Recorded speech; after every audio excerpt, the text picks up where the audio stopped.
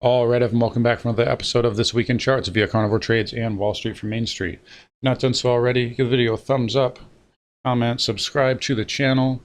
Come find Jason on Patreon or come find me on carnivoretrades.com for swing trading alerts and analysis. Anyways, here, let's get into it. So spiders pretty much held steady for most of the week. You can see here, there was Friday's close last week, and then we just basically went sideways all week long. So really just market kind of hanging in there and floating up on light volume again. Summer rally in full effect. Triple Qs here had a little bit more upside. You can see there was Friday's close, and we closed up decently on the week. We're now getting into this resistance though, so we have a down sloping trend line right there, and then just above that we've got this little gap window, and then the gap fill right there at about 330. So right now I'm seeing the risk is definitely favoring the downside, so I'm definitely going to put on my I guess my bear hat here, definitely in the near term. And a couple of reasons for that, other than being into resistance. Now, yeah, we could trade up a little bit here into this 330 area, but the market's already very extended. It's overbought. And same thing with the spiders here. You're pretty extended. I mean, we just had a move, from 370 to 415 in, what, 2.5 weeks. That's a pretty big move here. The market is overbought. I wouldn't rule out a move up to 420, but I do think the upside is limited. And so again, reasoning for that is, those resistance zones. I think this triple Qs area is very stiff resistance, especially when you coincide this downsloping trend line. But fundamentally as well, so we had the jobs number last week, and the market kind of got spooked initially. It ended up coming off the lows Friday afternoon, but we got spooked because the jobs number came in very hot. Everybody knows that. We know that was highly talked about here. But the market did recover because we do have CPI Wednesday, which is a bigger kind of economic indicator than jobs. Jobs tend to be a little bit of a laggard.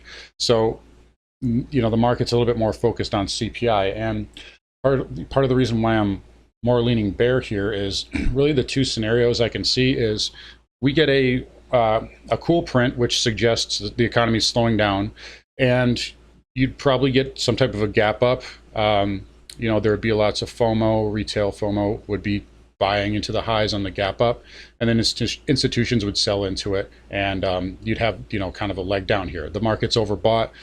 We're due for a correction, and that would be your catalyst. It could be a sell the news event here. You could see the same thing here. If we got up to that 420 area on the CPI number, that would definitely be a sell signal here moving forward.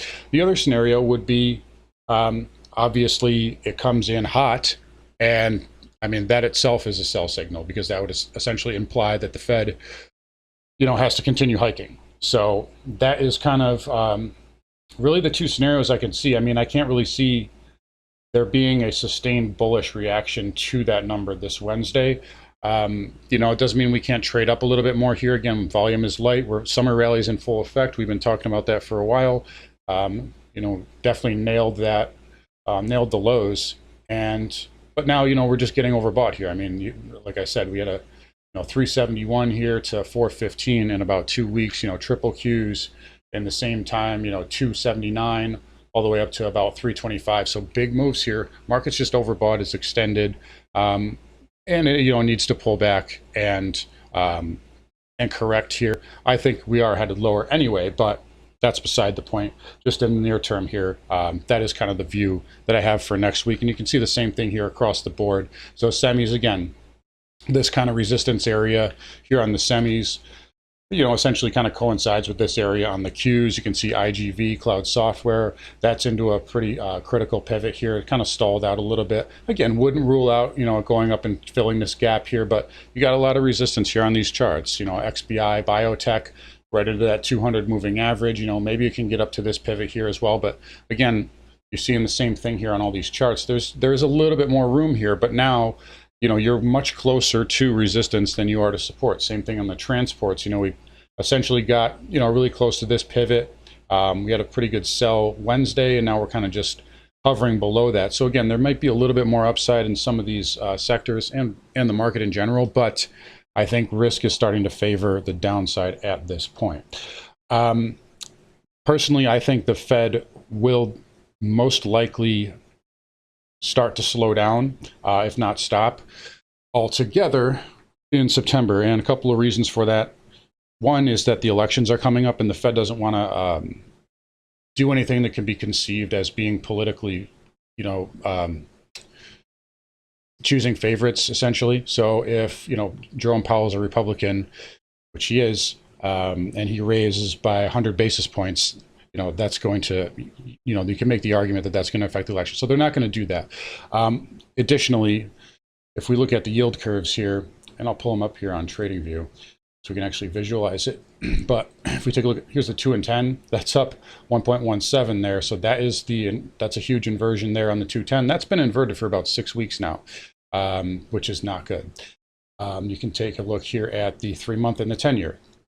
That's getting very close to inverted. 10s and 30s are not far off from getting inverted. I believe it's the 5 and 10. So there's your 5, 2.96, and then your 10, 2.83. So 5s and 10s are inverted as well. There's a lot of distortions out here right now. Continuing to see that.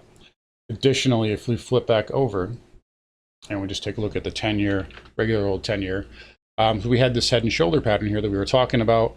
And on Friday, we closed above that. So we negated that pattern. So now we have a failed move here on the 10-year. And same thing on the 30-year. So that implies that yields are going to try and move up here. So the Fed's, at risk of really, they're playing, Russian roulette here with the bond market. So they have to, at some point, they're going to have to do something about that. Otherwise, things can get out of control very quickly. So that's why I don't think that they're going to, maybe they do 25 bips in September just to, just to save face and to not look, to not appear weak. But I think that there's not much more they can really do here. So anyways, we'll see moving forward here. And you can see here's other sectors. So home builders, again, this is another area that if yields start to move up, these real estate stocks, again, there's a little bit of upside here, but these are all coming into resistance here. And if yields start moving up, these are going to go down. ITB, same kind of deal, right in this top side trend line here. That's good resistance there. VNQ, you got this sell zone up here. So these real estate equities are in jeopardy. Financials as well, XLF here. That had a decent week here, was relatively sideways, but inverted yield curve hurts these banks, and that's no secret here. So this is kind of what the Fed has to deal with right now, and they're, boxed in because we have high inflation. And inflation's not, even if headline CPI gets back down to 5%, that's not going to be enough for them to print like they used to. So there's major problems out here. That's why I'm favoring the downside for right now. And again, we got to take it one day at a time here. But there's a lot, and then there's also historically, seasonally, we're coming into mid to late August to September. It's also historically a negative, returning season for equities. So a lot of things going on here. But anyways, so we talked about financials here. Let's talk about crude and energy. So we're getting close to what I think will be a very good buy level here on crude. I've been calling for this for months, guys. Saying 80 to 85, that's where I want it to go. And everybody was jumping on the bandwagon up here. Oh, it's going to go up to 200. You got to buy. You're never going to get in again. And when I see that, I generally want to be the contrarian. And we went parabolic. So sometimes it takes time to work off that overbought condition. And it's just the nature. That's how markets work. But we're getting close to a buy level. I will be taking this with my members for sure. Once we hit those levels, we're not too far off. So I'm getting ready for that. Same thing with XLE. The XOP, all the energy stocks, OIH, all these energy stocks. I think we got one more good dip down in these names, and then I think we're going to come into some really good buying levels on these energy plays. So stay tuned for that. Nat gas holding up really well. I had a buy entry at just below 750 on Wednesday, and we got down to 755, and that took off without us. But sometimes that's just the way it goes. Nat gas, what can you say, though? It's holding up really well. Did have this is a really good sizable reversal candle, though. So I don't expect that to just break anytime soon, but nat gas is holding up for the time being. So we'll definitely respect that. Let's take a look at Cameco. I like what Cameco's doing. I wasn't, I have to admit, I wasn't sure that it was going to be able to break this inside bar pattern. Obviously, we noted it did that last week, and then I like the pattern that you're putting in on the daily. So we had a nice up move, a little inside bar, and then a pop on Friday. This can, probably in the near term get up and fill that gap there around 27.30. So I like the chart here on Camco. Same thing with URNM. Obviously, these basically trade together. Nice little bull flag there, inside bar. On the daily, you know, maybe this wants to go up and test that 200, that 74, 74.50 area here.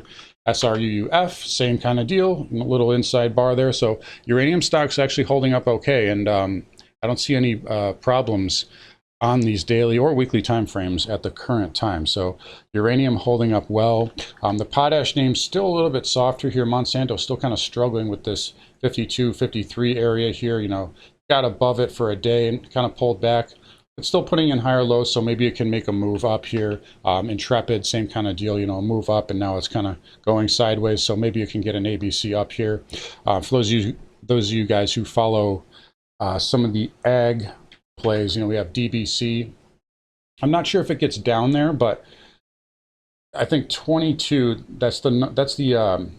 yeah, 22 is the area that I had for this that would be a good a bounce area. So 22 is a good area. Let's take a look at RJA.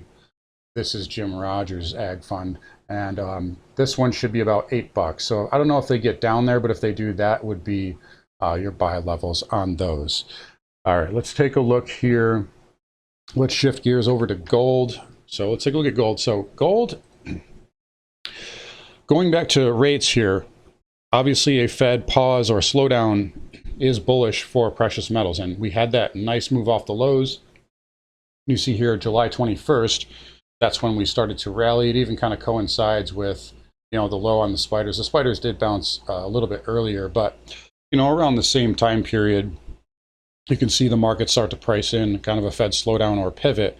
And gold held up nicely this week. It did come in Friday after the jobs report, but it finished nicely off the lows, and you basically held that 50 moving average on the daily time frame. And this is all with a stronger dollar. So dollar index got a nice bid off that 50 moving average, and, you know, got a little bounce here. You know, still hasn't made a higher high yet, but gold held up well, even with the dollar getting a bid. And I still love this level on GDX. I'm still long GDX, full disclosure there. GDXJ looks very good as well. Those of you who follow GOAU, basically got the same kind of pattern here. Silver Juniors, SILJ, also holding up well. I told you guys I like that $18 handle on silver, and we got down there and got a nice little pop here last week, and then little pullback pattern and a test candle on Friday. I don't hate what silver's doing right now. If this can consolidate a little bit more, this could have some legs for a move up. So the PMs are looking decent right now. Platinum, I think this can be bought on any pullback or consolidation. I do like what platinum is doing. And then copper, a little bit different here, but, you know, it came off the lows. We had a little up move, a pullback, and then a pop on Friday. I think this is kind of, it's going to have an ABC up move. I would expect it to at least retest 375 or somewhere in that area, but nice little move there off the lows. And the precious metals are, I think, in pretty good shape here. So especially not just fundamentally, but technically as well. All right, so let's flip over here. Let's just quickly cover Bitcoin. So Bitcoin also, you know, holding up well, just like the equity markets. You know, just kind of, you had this up move. Nothing's really changed from last week. We just had this up move and kind of just a pullback pattern.